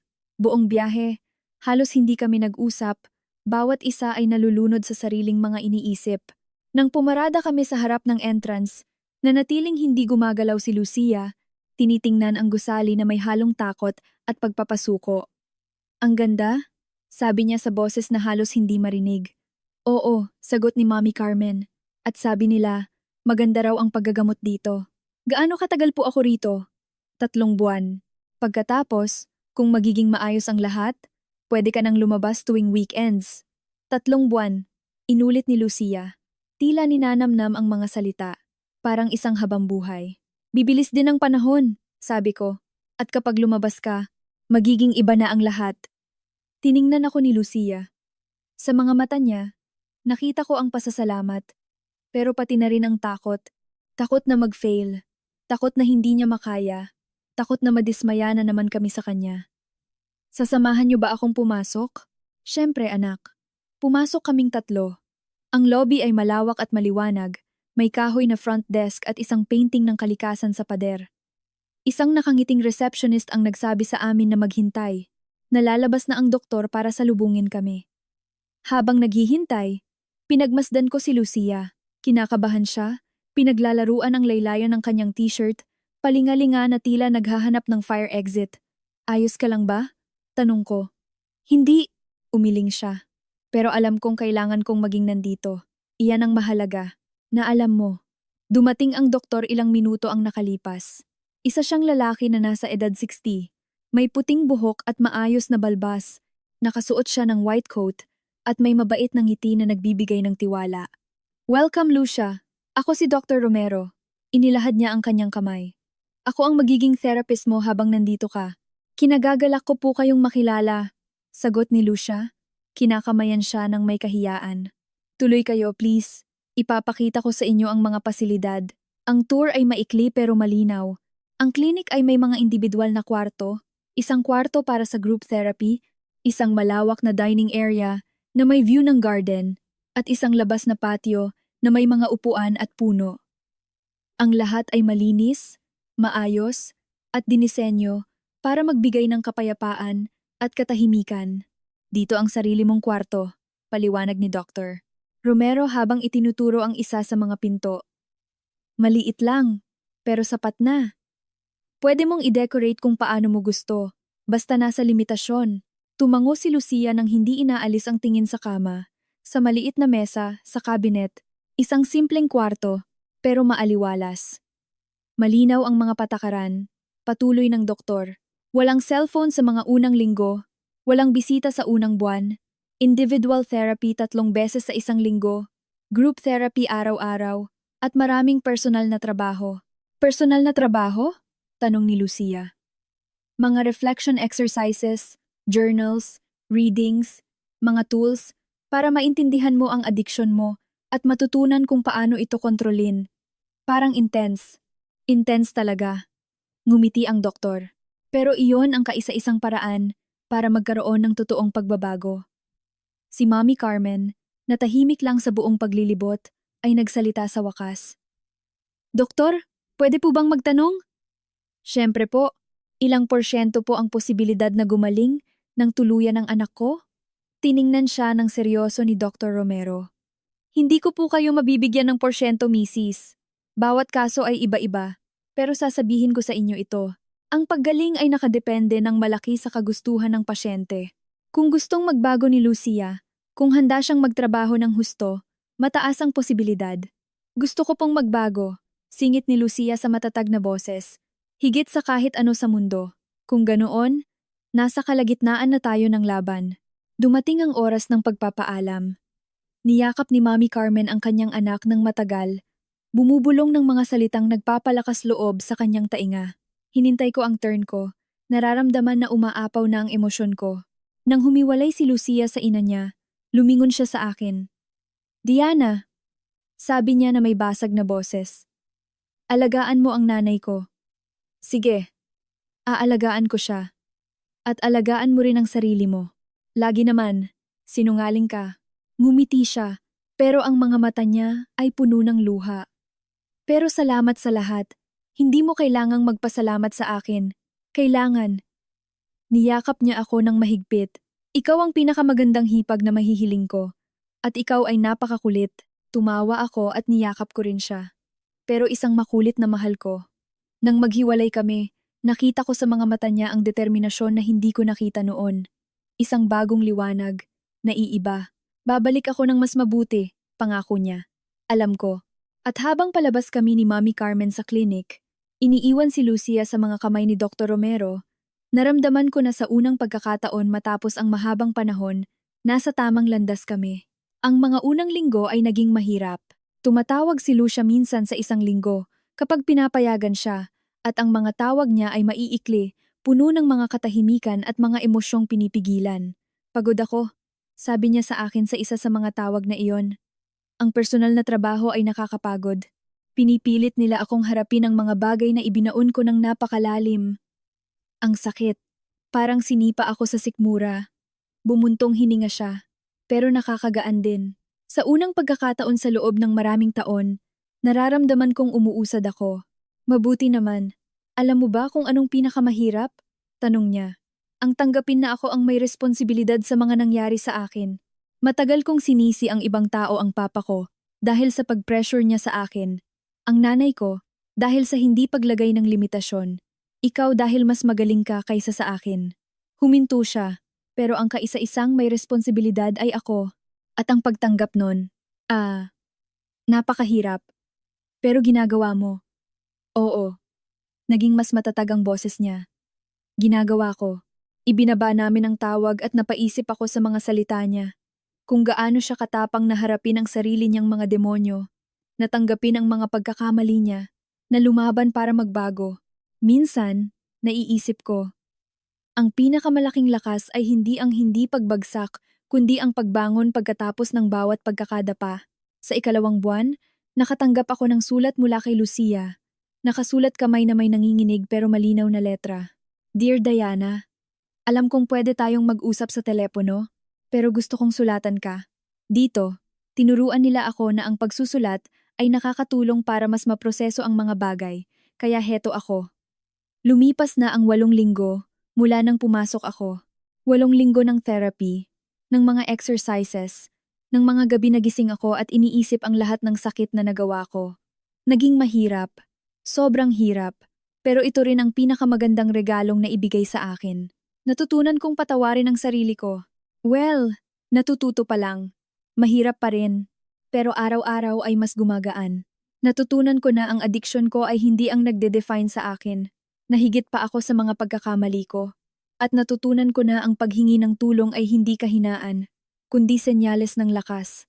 Gusto kong magpasalamat sa iyo dahil hindi mo ako pinabayaan, dahil ipinaramdam mo sa akin ang katotohanan, dahil binigyan mo ako ng pagkakataon noong kahit ako, hindi ko mabigyan ang sarili ko. Kung wala ka, malamang nasa kasino pa rin ako ngayon, nagwawaldas ng pera at sinisira ang sarili ko. Sabi ni Dr. Romero, success story daw ako, na mas nag-progress ako sa loob ng 2 buwan kaysa sa ibang pasyente sa loob ng 6. Pero alam ko na ang progress na to ay hindi mangyayari kung wala ka. Mahal kita, Diana, tulad ng isang kapatid, At sana kapag nakalabas ako rito, mapatunayan ko sa'yo yan. Nagmamahal, Lucia. Itinago ko ang sulat sa isang drawer kasama ng iba pang mahalagang bagay. At naramdaman ko na sa kabila ng lahat, sulit na kami ay lumaban. Sa araw na lumabas si Lucia mula sa klinik, buong pamilya ang sumundo sa kanya. Si Mommy Carmen, si Santiago, ang mga tito, ang mga pinsan. Lahat ay gustong nandoon para makita siyang tumawid sa pinto bilang isang bagong tao. Nang lumabas siya, maikli na ang buhok at may mahiyaing ngiti sa labi, pumalakpak ang lahat. Namula siya, halatang na-overwhelm sa atensyon. Hindi na sana kayo nag-abala pa, sabi niya, pero sa mga mata niya ay nakikita ang emosyon. Siyempre mag-aabala kami, sagot ni Mommy Carmen habang niyayakap siya. Anak kita, at proud kami sa'yo. Hinanap ako ni Lucia sa karamihan. Nang magtagpo ang aming mga tingin, ngumiti siya. Nakita mo? Sabi niya nang makalapit siya sa akin. Sabi ko sa'yo babalik ako ng mas mabuti. At tinupad mo. Umpisa pa lang to. Tiningnan niya ang paligid, ang pamilyang nagkatipon, ang sikat ng araw na tumatama sa mga puno. Pero isa itong magandang umpisa. At habang ang hangin ng hapon ay humahaplos sa aming mga mukha, naramdaman ko na, sa kabila ng lahat, laging nakakahanap ng daan ang pag-asa, kahit pa sa mga pinakabasag na puso. Ang mga unang araw pagkatapos ng paglabas niya sa klinik ay panahon ng adjustment. Pansamantalang tumira si Lucia sa bahay ng nanay niya. Ayon na rin sa payo ni Dr. Romero, na naniniwalang mahalaga na hindi siya nag-iisa sa mga unang linggo. Hindi ako nagtitiwala sa'yo, sabi sa kanya ng doktor, pero ang tukso ay pwedeng dumating anumang oras.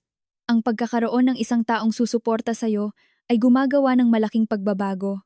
Tinanggap ito ni Lucia nang walang reklamo. Natutunan niya sa loob ng 3 buwan na therapy na ang pagpapakumbaba ay isa sa mga pinakamakapangyarihang instrumento para sa paggaling. Inihanda ni Mommy Carmen ang guest room nang may pag-aalaga malinis na bedsheets, mga sariwang bulaklak sa florera, at isang maliit na bookshelf na may mga librong binili niya para sa kanyang anak. Mga libro tungkol sa self-help, tungkol sa adiksyon, tungkol sa second chances. Hindi mo kailangang basahin lahat yan, sabi niya nang makita ni Lucia ang koleksyon. Pero nandyan yan kung sakaling gusto mo. Salamat, Mommy. Niyakap ni Lucia ang kanyang ina. Salamat sa lahat. Naging tahimik ang mga unang linggo. Tinuloy ni Lucia ang kanyang outpatient therapy, 2 beses sa isang linggo, at nagsimulang maghanap ng trabaho. Sa pagkakataong ito, hindi na siya naghahanap ng mataas na posisyon o malaking sweldo. Naghanap siya ng trabahong magpapabisi sa kanya, na magbibigay sa kanya ng layunin, na makakatulong para maramdaman niyang may pakinabang siya. Nakahanap siya ng trabaho sa isang flower shop sa Maginhawa, Quezon City. Ang may-ari, isang matandang lalaki na nagngangalang Antonio, ay hindi na nagtanong kung bakit 3 buwan siyang walang trabaho. Tinanong lang siya nito. Alam mo ba kung paano makilala ang sariwang rosas sa hindi? Opo, sagot ni Lucia. May garden po ang nanay ko. Kung ganoon, tanggap ka na. Ang trabaho ay simple, pero nakakapagbigay saya. Maagang pumapasok si Lucia, nagdidilig ng mga halaman, gumagawa ng mga bouquet, nag-aasikaso ng mga customer. Natutunan niya kung paano mag-arrange ng bulaklak, magkombina ng kulay, at magrekomenda ng tamang bulaklak sa bawat okasyon. Nakakatuwa, sabi niya sa akin isang araw habang nagkakape kami sa isang kalapit na cafe. Hindi ko inisip na ang pagtatrabaho sa isang flower shop ang magpapasaya sa akin ng ganito. Bakit mo naman nasabi yan? Dahil simple. Walang pressure, walang kompetisyon, walang kailangang patunayan, bulaklak lang at mga customer na gustong magpasaya ng isang tao. Minsan, ang simple ang pinakamabuti. Oo, tumango siya habang pinagmamasdan ang mga tao sa kalsada. Ngayon ko lang naiintindihan. Dumating ang bare months at ang Maynila ay nag-iba ng hangin, naghahanda na para sa Pasko. Nakasanayan na namin ni Lucia na maglakad sa UP Diliman Sunken Garden tuwing linggo ng umaga, kung kailan tulog pa ang lungsod, at tanging ang mga maagang nagja-jogging ang sumisira sa kapayapaan. Alam mo ba? Sabi niya isang linggo habang naglalakad kami. Iniisip ko lahat ng nangyari. Sa dinner, sa casino, sa clinic, at narealize ko na kahit na sobrang pangit ng nangyari, kailangan ko pala iyon. Kailangan? Oo. Huminto siya. Dahil kung hindi ako sumadsad sa ilalim, hindi ako magsisimulang lumangoy pa itaas. Hindi ko makikilala ang mga taong tunay na nag-aalala para sa akin. Hindi ko matututunang pahalagahan kung anong meron ako. Masyadong malalim yan para sa linggo ng umaga. Tumawa siya isang magaan at totoong tawa. Kasalanan to ng therapy. Tinuturuan ka nilang mag-reflect sa lahat. Well, ipagpatuloy mo yan.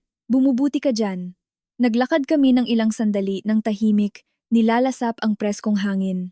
Diana, sabi ni Lucia bigla, tingin mo ba, darating ang araw na mababayaran ko lahat ng ginawa mo para sa akin? Hindi mo kailangang magbayad sa akin ng kahit ano. Pero gusto ko. Tiningnan niya ako ng seryoso. Gusto kong may gawin para sa'yo.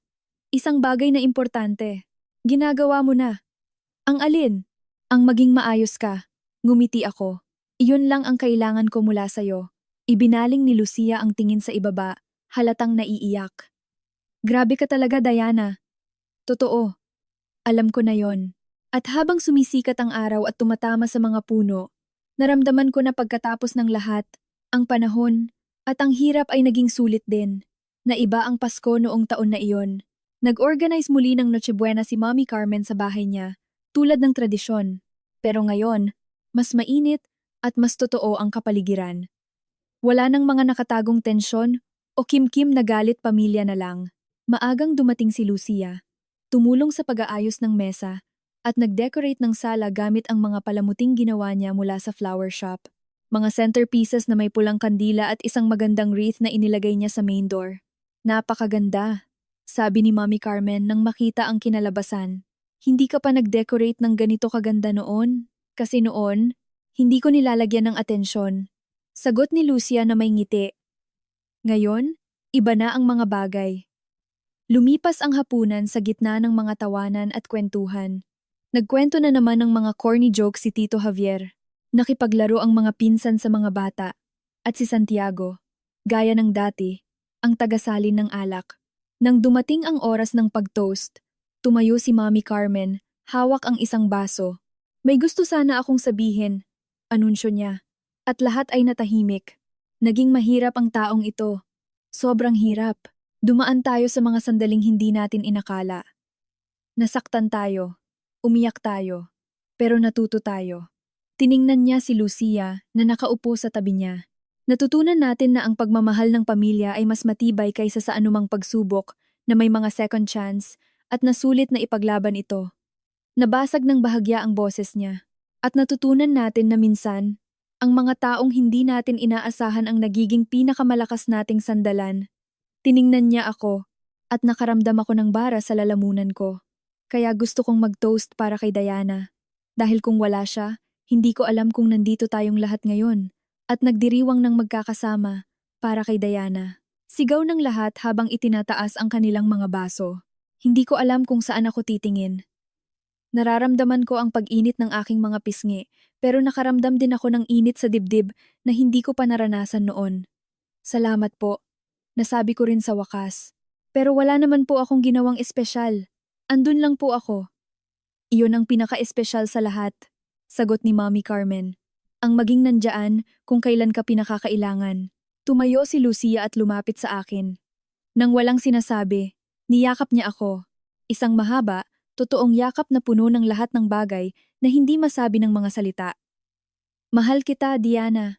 Bulong niya, tulad ng isang kapatid. Mahal din kita. Sagot ko habang niyayakap siya ng mahigpit. At habang kumukurap ang mga ilaw ng Christmas tree, at ang amoy ng hamon at lechon ay pumupuno sa bahay, naramdaman ko na sa wakas, pagkatapos ng mahabang paglalakbay, nakarating na kami sa aming tahanan. Lumipas ang mga buwan, nagpatuloy si Lucia sa kanyang trabaho sa flower shop. Unti-unti siyang na-promote hanggang sa maging manager ng branch. Binayaran niya ang mga utang niya isa-isa, gamit ang disiplina ng isang taong natutunan ang halaga ng paghihirap. Tumibay din ang relasyon niya sa pamilya. Hindi na siya ang arogante at sinungaling na Lucia noon, kundi isang babaeng mapagkumbaba, mapagpasalamat, na alam ang kanyang mga kahinaan at kalakasan. Isang araw ng tag-araw, nakatanggap ako ng tawag mula sa kanya. Diana, may plano ka ba ngayong hapon? Wala naman. Bakit? Gusto kitang dalhin sa isang lugar. I-surprise kita. Magkita tayo ng 6 p.m. sa BGC High Street. Nang makarating ako, nandun na si Lucia na may misteryosong ngiti. Saan tayo pupunta? Tanong ko. Makikita mo rin. Naglakad kami sa kalsada hanggang sa makarating kami sa isang lugar na pamilyar sa akin. Masyadong pamilyar. Ang parola ng dagat. Huminto ako. Lucia, anong ginagawa natin dito? Maghahapunan tayo. Sagot niya ng kaswal. Sa pagkakataong ito, ako talaga ang taya. Sigurado ka ba? Sobrang sigurado. Hinawakan niya ako sa braso. Nag-ipon ako ng ilang buwan para rito. At gusto ko itong gawin kasama ka.